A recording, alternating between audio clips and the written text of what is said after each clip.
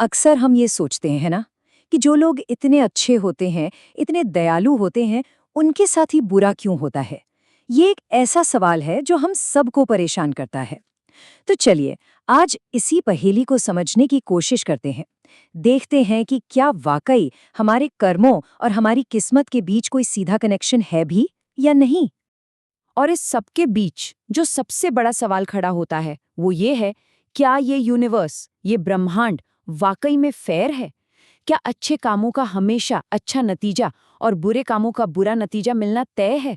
आज इसी सवाल का जवाब ढूंढने की कोशिश करते हैं। तो इस सवाल का जवाब ढूंढने के लिए हम 5 हिस्सों में इसे देखेंगे। सबसे पहले हम देखेंगे कि ब्रह्मांड अच्छे बुरे से परे कैसे है। फिर बात करेंगे नियमों की, नैतिकता की नहीं। उसके बाद समझेंगे होने की ऊर्जा क्या है, हमारे अवचेतन मन की स्क्रिप्ट को जानेंगे और आखिर में ये देखेंगे कि जीवन एक आईने की तरह कैसे काम करता है। तो चलिए शुरू करते हैं। पहला हिस्सा, अच्छे बुरे से परे एक ब्रह्मांड। और ये हमारी सबसे बुनियादी सोच को चुनौती देने वाला है। तो सबसे पहली बात जो हमें समझनी है और जो शायद थोड़ी चौंकाने वाली भी है, वो ये है कि अच्छा और बुरा ये सिर्फ हमारे बनाए हुए लेबल्स हैं। सोचिए, ब्रह्मांड को इन लेबल से कोई मतलब ही नहीं है। वो तो बस एक ऑपरेटिंग सिस्टम जैसा है। वो सिर्फ कमांड फॉलो करता है। उसे इस बात से क्या लेना देना कि कमांड देने वाला इंसान अच्छा है या बुरा? तो फिर सवाल उठता है ना, कि अगर ब्रह्मांड अच्छे बुरे को नहीं देखता तो फिर वो किस चीज पर रिएक्ट करता है? और जवाब है हमारी एनर्जी पर, हमारे नर्वस सिस्टम की हालत पर। मतलब ये कोई मोरालिटी का खेल नहीं है, ये तो पूरी तरह से फिजिक्स का खेल है। ये सोचने का बिल्कुल ही अलग तरीका है। तो यही बात हमें हमारे दूसरे हिस्से पर लाती है, नियम, नैतिकता नहीं। मतलब एक ऐसा सिस्टम जो किसी का पक्ष नहीं लेता। सीधी सी बात है, ब्रह्मांड किसी के अच्छे या बुरे होने पर नहीं, बल्कि कुछ पक्के नियमों पर चलता है, बिल्कुल ग्रेविटी की तरह। सीधा सीधा कहें तो ब्रह्मांड नियमों पर काम करता है, नैतिकता पर नहीं। अब सुनने में ये बात बहुत सिंपल लगती है ना? लेकिन इसके मायने बहुत गहरे हैं। इसका मतलब ये हुआ कि यूनिवर्स के जो नियम हैं वो पूरी तरह से न्यूट्रल हैं। वो किसी के लिए नहीं बदलते, चाहे कोई संत हो या कोई अपराधी। इस बात को और अच्छे से समझने के लिए एक बहुत ही सिंपल लेकिन पावरफुल एग्जाम्पल लेते हैं, आग का नियम। इससे ये पूरी बात एकदम क्लियर हो जाएगी। अब जरा सोचिए, आग को इस बात से कोई मतलब है कि उसे कौन छू रहा है, एक मासूम बच्चा या कोई मुजरिम? नहीं, आग को कोई फर्क नहीं पड़ता। जो भी छुएगा वो जलेगा। ये नियम पूरी तरह से इम्पार्शियल है, मतलब निष्पक्ष है।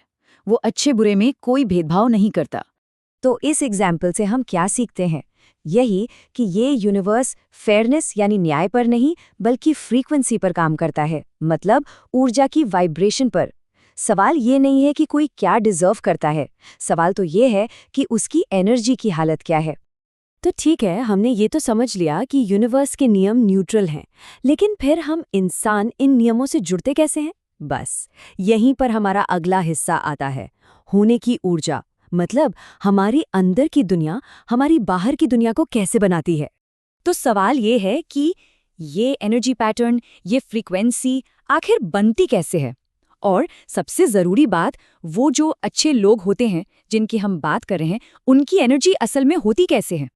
और यहीं पर एक हैरान करने वाला जवाब सामने आता है।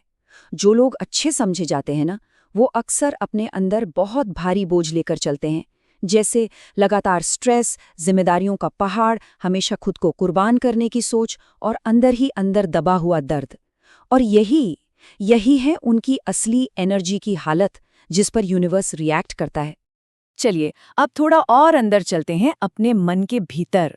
हमारा चौथा हिस्सा है अवचेतन की पटकथा। यह हमारी असलियत को चलाने वाला वो छिपा हुआ ड्राइवर है। ये एक तरह का चक्र है, एक ट्रैप जिसमें हम अक्सर फंस जाते हैं। देखिए, ये कैसे काम करता है। सब कुछ शुरू होता है एक गहरे सबकॉन्शियस बिलीफ से, जैसे मुझे तो हमेशा त्याग ही करना पड़ता है।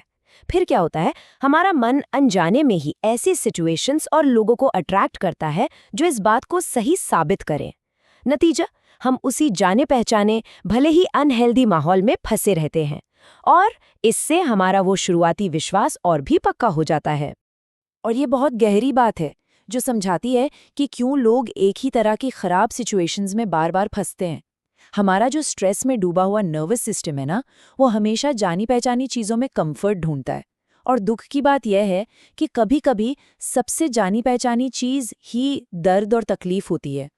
और अब हम आते हैं अपने आखिरी और शायद सबसे पावरफुल पॉइंट पर, जीवन एक आईने की तरह। ये हिस्सा अब तक की सारी बातों को एक साथ जोड़ देगा और हमें चीज़ों को देखने का एक बिल्कुल नया नज़रिया देगा। तो सबसे ज़रूरी और शायद सबसे मुश्किल सच ये है कि जीवन उस दर्द को दिखाता है जिसे हम दबाते हैं, न कि उस सच्चाई को जो हम दुनिया को दिखाते हैं। मतलब जिंदगी हमारे अच्छे कामों का आईना नहीं है, वो आईना है हमारे अंदर दबे हुए दर्द का, तनाव का और उन विश्वासों का। इसे और भी साफ-साफ समझते हैं। एक तरफ है किसी की अच्छाई, मतलब दया के काम, जिम्मेदारियां निभाना, ये सब। और दूसरी तरफ है अंदर दबा हुआ दर्द, अनसुलझा स्ट्रेस, पुराने जख्म, नेगेटिव बिलीफ्स। और ये नजरिया कहता है कि हमारी बाहरी दुनिया हमारी अच्छाई को नहीं, बल्कि हमारे इस दबे हुए दर्द को ही रिफ्लेक्ट करती है। तो इस पूरी बातचीत के आखिर में एक सवाल सिर्फ जानकारी के लिए नहीं, बल्कि खुद से पूछने के लिए है। एक सवाल जो हमें सोचने पर मजबूर करता है कि अगर जीवन सच में एक आईना है, तो वो क्या दिखा रहा है? और ये एक ऐसा सवाल है जिसका जवाब हम सबको अपने अंदर ही खोजना होगा।